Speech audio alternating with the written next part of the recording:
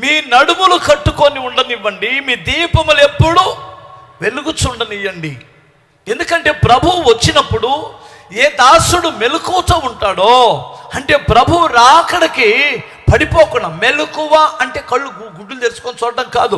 మెలకువ అంటే ప్రభు రాకడ సమీపించే కొలది పరిశుద్ధతలో, నీతిలో, యథార్థతలో, ఏమండి భక్తిలో రోషము కలిగి ఏ దాసుడు బ్రతుకుతున్నాడో, నా ప్రభు త్వరగా రాబోతున్నారు, ఇది నాకు స్థిరమైనది కాదు అని ప్రభు రాకడ కొరకు ఎవడు మెలకువతో ఉంటాడో, మెలకువ కలిగి పాపము జోలికి వెళ్ళకుండా, లోకము జోలికి వెళ్ళకుండా ప్రత్యేకింపబడి నడుం కట్టుకొని బ్రతుకుతాడో ఆ దాసుడు ధన్యుడు. అతని దగ్గరకు వచ్చి ప్రభువే స్వయాన వచ్చి తన నడుం పట్టుకొని ఎదురొచ్చి తీసుకొని వెళ్ళి కూర్చోబెట్టి ప్రభు మీకు పరిచర్య చేయునని యేసు ప్రభు చెబుతున్నాడు.